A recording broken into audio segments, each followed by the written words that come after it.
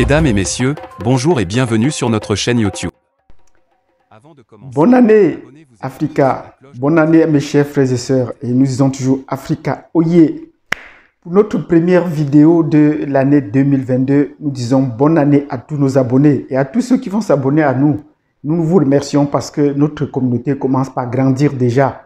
Elle grandit et nous attendons qu'elle grandisse davantage. Mais pour qu'elle soit de plus en plus réveillée et éveillée, il y a des choses qu'il faudrait qu'on rappelle de temps en temps. Et la première des choses qu'il faut rappeler, c'est qu'il faut déjà mettre des pouces et s'abonner pour ceux qui ne sont pas abonnés. Cliquez sur la cloche de notification et comme ça vous serez au courant des prochaines vidéos que nous allons publier. Parce que c'est important que nous bâtissions une communauté qui s'informe et qui maîtrise la géopolitique ainsi que la géostratégie. Les deux vont de pair. Et nous allons maintenant entrer dans les définitions de ces concepts de géopolitique et de géostratégie pour mieux éclairer l'opinion pour ceux qui sont déjà assez avancés. Mais tout cela ne va pas sans l'histoire politique. Il faut bien connaître l'histoire politique de notre pays, de notre continent. Et j'ai la chance d'avoir fait ces études au niveau universitaire. Et j'ai un peu l'expérience. J'ai en plus de cela le profil académique. En plus de cela, j'ai également l'expérience. Pour avoir vécu les moments importants, les jalons importants de l'histoire africaine étant en Afrique. Je veux dire que de la période d'avant 1990 et après 1990, et les principaux événements qui ont ponctué la vie politique, économique et sociale de l'Afrique. Donc, nous vous disons merci de nous faire confiance et de nous suivre sur cette chaîne. Et aujourd'hui, nous allons parler donc de l'Afrique qui se réveille et qui s'éveille. Au courant de l'année 2021, il y a eu beaucoup de faits marquants. Nous avons fait une vidéo là-dessus, sur certains hommes, et nous attendons toujours vos réactions, là, les hommes qui vous ont le plus marqué en 2021. Et on commence cette année avec des gens qui posent des jalons. Et l'Afrique est au centre de l'actualité depuis peu. Le Mali est au centre de l'actualité. Avec le président de la transition, on continue à l'appeler le président de la transition. Oui, nous allons le soutenir jusqu'à son terme, jusqu'à ce qu'il nous donne entière satisfaction. Et il est très important de tous les discours qui ont été faits en cette fin d'année. Il y a deux discours qu'il faudrait suivre. Il y a le discours de Assimi Goïta, qui était un discours qui ponctuait, qui marquait la fin des assises nationales pour la refondation. Ça, c'est très important. Et nous avons publié les conclusions dans la précédente vidéo. Si vous allez cliquer sur communauté, vous allez voir également ce que nous avons publié là, qui était un résumé des principaux axes sur lesquels est-ce qu'on a travaillé et dont on va mettre en place. Le président a promis de mettre en place une communauté de suivi sur l'évolution. C'est cela qu'on attend, des actes et non pas seulement des paroles. Partout ailleurs, ça a été plus des paroles. Et ce sont des paroles qui viennent s'ajouter en d'autres, puisque dans beaucoup de pays, on fait des promesses, mais parfois certaines presses un peu indépendantes reviennent sur les anciennes promesses qui n'ont jamais été tenues. Il y a des promesses qui n'ont jamais été tenues depuis plus de vingtaine d'années et qu'on continue à les renouveler. Mais au Mali, c'est un cas un peu différent puisque jusqu'à présent, ils ont donné, ils ont publié, ils ont fait des fêtes, ils ont posé des actes qui ont permis de pousser le pays en avant. Donc il y a le discours d'Assimi Goïta qui était important de suivre pour comprendre la géopolitique du Mali et où va la France s'il faut entrer dans une phase de décolonisation. Et maintenant, le jour 1, aujourd'hui, lundi 3 janvier, c'était également le jour 1 pour le nouveau Mali. Oui, le jour 1. Et le président Assimi Goïta a symbolisé cela, a marqué cela en levant les drapeaux au palais de Koulouba avec tout son assise comme le jour 1 de la transition. Oui, et c'est une transition qui se veut un peu plus longue pour certaines, mais qui reste dans les délais pour nous autres Africains qui comprenons qu'on a beaucoup à faire que de courir pour respecter le calendrier des autres. Donc voilà ce qu'il y a lieu de dire à ce moment. Donc c'est le jour 1 et nous avons précisé dans les prochaines vidéos, longtemps avant la conclusion de la refondation, des assises de la refondation, nous soutenions une date de février 2027 pour les élections. Oui, nous avons bien dit ça. Au regard de ce qui se passait, de comment les événements s'organisaient, nous avons dit que nous soutenions cette date de février 2022 pour les élections. Et c'est effectivement ce que le président, les conclusions ce qui en ressort des conclusions des assises pour la refondation. Donc, une transition de 5 ans. Nous ne sommes pas peut-être un devin qui lit dans l'avenir, mais c'est sur la base des événements qui sont accumulés. Pourquoi est-ce que j'avais soutenu cette date de février 2027 pour les élections? La première des choses, c'est que le groupe Yero Wolo, à qui nous disons bravo à son cerveau, était le premier à en évoquer. Et j'ai dit, je soutenais cette date. Mais le soutien à cette date venait du fait que, sur la base des événements qui sont accumulés jusque-là, il est incompréhensible que, pour un mandat présidentiel qui dure 5 ans dans un pays, on fasse une transition en 6 mois. Donc voilà déjà une certaine incongruité sur laquelle moi je ne comprenais pas pourquoi est-ce qu'on pouvait insister de faire les élections dans 6 mois. Et pourquoi est-ce que la France devait insister qu'on fasse les élections dans 6 mois avec les autres? Ça, c'est une incongruité. Si on veut faire, si on accepte la transition, il faut que la transition ait au moins, au minimum, le délai d'un mandat présidentiel.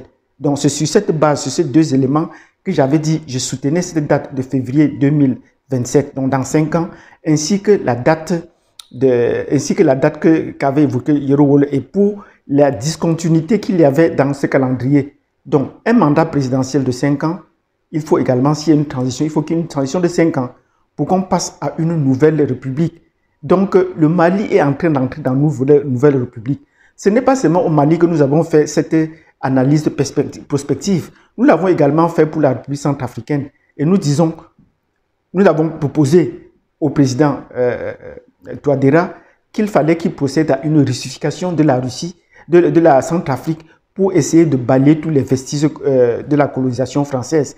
Et effectivement, c'est ce qu'il est en train de faire. Et nous avons également proposé au président Touadéra, il y a 2 ans, qu'il fallait qu'il pense, déjà après sa réaction, de lever le verrou sur la limitation des mandats présidentiels. Oui, parce qu'il est à son dernier mandat, il ne faudrait pas attendre la dernière minute pour le faire. L'Assemblée nationale pourrait faire comme dans les autres pays, et la France ne pourra pas dire autrement, puisque tous les pays voisins ont déjà levé ce verrou, sauf la République centrafricaine, pourra donc lever ce verrou et continuer le travail qu'il a si bien commencé jusqu'à présent.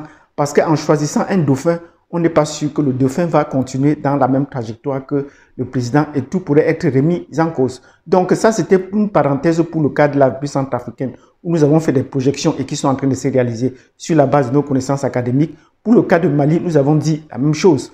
Au moment où nous avons appris qu'il y avait dans le gouvernement un illustre professeur, un illustre ministre, le professeur Ikassa Maïga, qui était chargé de la refondation. D'abord, il a la compétence académique pour bien comprendre cela. Le Mali est en train d'entrer dans une phase de la décolonisation, oui. C'est maintenant que la décolonisation du Mali commence. La décolonisation des mentalités, la décolonisation des structures. Et cette refondation est déjà en train de poser les bases d'une réforme administrative et d'une réforme républicaine d'un Mali nouveau. Donc, et cela passe par la décolonisation des mentalités. Un seul pays a réussi jusqu'à présent à pouvoir faire cette décolonisation des mentalités des paysans jusqu'à la plus haut sommet de l'État, c'est la Tanzanie. Bon, les autres pays anglophones comme le Nigeria ou le Ghana font des coups d'éclat, entrent dans des bras de fer avec le pays colonisateur, mais ce n'est pas très indiqué. Ce n'est pas très, même s'ils réussissent des coups d'éclat là, ce n'est pas la personne avec qui ou la puissance avec qui ils doivent entrer en affrontement, c'est la France, puisqu'ils sont sur un modèle de la gouvernance française. C'est la France qui gouverne également dans les pays anglophones. C'est le système qui est mis en place. Or, le cas du Mali actuellement, le Mali est en train de remettre en cause, remettre en question le système de gouvernance coloniale daté de la période coloniale, dont la France ne comprend plus. Et les autorités politiques du Mali sont en train de prendre le pas sur les Français. Pendant qu'on parle de Wagner, ils sont en train de modifier, de fixer le délai de transition. Et là, personne ne peut contester ce délai de la transition puisque ce délai de la transition est fixé par le peuple. Cela est remonté d'étape depuis les paysans jusqu'au plus haut sommet de l'État et qu'on a recueilli. Bon, jusque-là, les Français deviennent silencieux. Où est passé le Drian qui tout le temps était en train de faire le boucan sur les campagnes au Mali et en République centrafricaine? Où est passé même la ministre de la Défense? Elle ne disait plus rien. Donc vous voyez, les présidents français, les autorités françaises sont pris de court. Et nous allons revenir pour la géostratégie sur le discours de Macron. Oui, comment est-ce que Macron s'exprime à la population, aux Français, aux autorités françaises? Même s'il pleurniche un peu en passant, cela définit la géostratégie, mais c'est pour vous amadouer et pour vous prendre en cours. Même si tu dis que l'Afrique est en train de se réveiller, ce n'est pas un bon signe. C'est pour trouver les meilleures stratégies pour pouvoir prendre les Africains de court. Donc nous disons bravo à Assimi Goïta qui a eu le courage de penser que la souveraineté du Mali était au-dessus de tout. En hissant le drapeau ce matin, il est en train de mettre le Mali au-dessus. Et regardez bien dans sa stratégie, même sans le dire, il est en train de le mettre en application. Cela voudrait dire il faut couper tous les liens avec les autorités françaises. Couper les liens ne veut pas dire peut-être couper les liens diplomatiques. L'ambassade est là, c'est correct. Mais évitez de discuter tout le temps. Vous ne pouvez pas discuter des intérêts de votre pays avec un pays étranger. Ça ne se fait pas. Et pour cela, il a bien compris, les appels de Macron ne sont pas des appels privilégiés. Et son ministre des Affaires étrangères, Abdoulaye Diop, l'a bien dit. Il faudrait que la France se mette à l'écart des affaires du Mali. Les Maliens sont à même de faire leurs affaires. Et nous lui disons bravo parce qu'il est également parti au Ghana. Pendant qu'on était en train de festoyer, il est parti au Ghana remettre le programme des assises, les conclusions des assises pour la refondation avec la prorogation du mandat. Et ni les Français, ni les présidents de la CEDEAO ne peuvent pas dire autrement. Parce que c'est une autorité légale, c'est une autorité légitime qui est partie demander, donner les conclusions à la CEDEAO. On ne dira pas que c'est une idée d'une personne ou d'une idée d'un groupuscule. Non, on remet à la CEDEAO, on informe la CEDEAO. C'est pas, on ne leur demande pas, on informe la CEDEAO désormais que la transition aura lieu pendant 5 ans. Donc, février, dans un mois, à partir de février 2022, on aura 5 ans devant nous pour faire la transition. Tous les autres pays devaient embrancher de ce côté, tout devait embrayer sur ce pas-là. Cela veut dire refondre les unités coloniales qui ont été mises en place, les structures coloniales qui ont été mises en place. Donc, si vous avez compris cette vidéo dans laquelle nous repositionnons le Mali sur l'échiquier géopolitique africain en disant que le Mali est en train d'entrer dans l'année 1 de sa refondation et de sa décolonisation de la population, des mentalités, et qui éclaire d'un jour nouveau une ère pour une Afrique qui se libère, qui reconquiert sa souveraineté. Le combat ne fait que commencer. Il va encore durer longtemps parce que les colons français, avec l'appui de la communauté internationale, ne vont pas lâcher. Ils ne partiront pas du Mali, et je continue, ils ne partiront pas du Mali, mais il faut mieux les esceller, il faut mieux les contrôler et les contenir. Donc, si vous avez aimé cette vidéo, mettez-nous des pouces. C'est ce que nous attendons le plus. Partagez la vidéo, invitez les autres à adhérer et n'oubliez pas à vous abonner, à cliquer sur la cloche de notification et je vous donne rendez-vous à la prochaine vidéo pour une analyse encore plus fine sur la situation ou la dynamique de la gouvernance au Mali et ce qui pourrait être le cas dans les autres pays, ainsi que la géostratégie de la France pour cette année en Afrique et dans les pays têtus qui sortent du Mali comme le Mali et la République centrafricaine. Donc, bravo, bonne année à mes chers frères et sœurs et je vous donne rendez-vous demain ou après-demain pour la prochaine vidéo. Merci.